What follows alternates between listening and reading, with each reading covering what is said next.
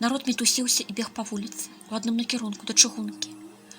Немцы ідуць! Чулася вакол, пра яе забылі. Яна стаяла ля вакна і пазірала на натоўп. Яе рука бязвольна кранала штору. Вочы паасобку вылучалі ў карціне дэталі. Жанчына ў паліто, дзяўчынка з развязаўшымся бантам, цягнучы залежку стары. Навошта ёй паліто, на вуліцы ж лета? Раптам падумалася ёй. У руцэ жанчыны быў чамадан. Яна спяшалася, але на імгненне спынілася. І, паставіўшы валізку ў пыл пры дарозе, разгублена выцерла пот з бледнага твару рукой. Светлыя валасы жанчыны, кароткія, кучаравыя ад завіўкі, былі растрапаныя, шляпка збілася на затылак, яе трымала лента пад падбародкам. Праз плячо яе была сумачка, набітая дакументамі. Бумагі тырчэлі збоч з-пад мягкай лашчонай скуры. Яе рука была пальчатцы, туфлі на невысокіх таўстых абцасах пакрыліся густым пылам. Падхапіўшы зноў валізку, жанчына рушыла наперад, зрабіўшы пару крокаў. Як неба над галавой прарэзаў густы пахрослівы гул. Рэзкія праніслівы, як жалез па жалезу, ці звараціўшыя тармазы машыны, набіраючы моцы, гул невядомага стальнога чмеля накрыў натоўп. Нехта пабег хутчэй, угінаючы галаву ў плечы. Нехта спыніўся, пазіраючы ў неба. Жанчына ізноў спынілася і ўзняла вочы. Яна міжволі тлучылася да яе позіркам. У небе над галавой дрыжэла, бліскацела невялікая белая птушка. Яе срэбны ніз нагадваў бледнае цела акулы, узнімаючыся з глыбіняў. Акула насунулася бліжэй, і цень ад яе ўпаў на траву. Людзі з дарогі кінуліся ў бакі, прыжаўшыся да плоту. Нешта секанула крупна ў пыл, застучала па даху. Дождж, падумала яна, з яснага летняга неба дождж. Буйныя кроплі са свістам рассекалі паветра. Нехта закрычаў. Высокая крычыць дзіця. Птушка прахудзела і ўзнялася ўгару. Дождж сціх. Паласеў, і тады сталі слышны галасы, стогны, лямант, крыкі. Натоўп рухануўся бежаць па дарозе, далей, цяпер ужо не спыняючыся, і хутка знік з паваротам. Толькі белая стужка засталася ляжаць пры дарозе ў пылу.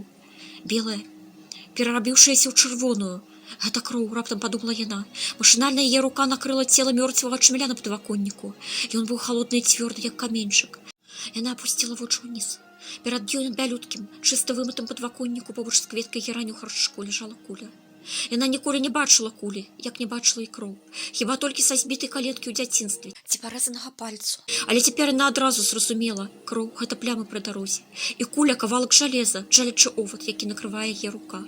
Яны не страшныя, яны звычайныя. Проста брудная пляма ў пяску і кавалак металу, як дождж ці градзіны з неба. Куля гэта не страшна, зразумела яна. І смерць не страшна, гэта хутка. Надышло і прайшло, як раза ў маі. Дзяўчынку хутка ўнеслі, ціхі плач заціх у правулку. І тады яна пачала смяяцца. Смех душыў яе, яна сама не разумела, чаму ёй так вясёла.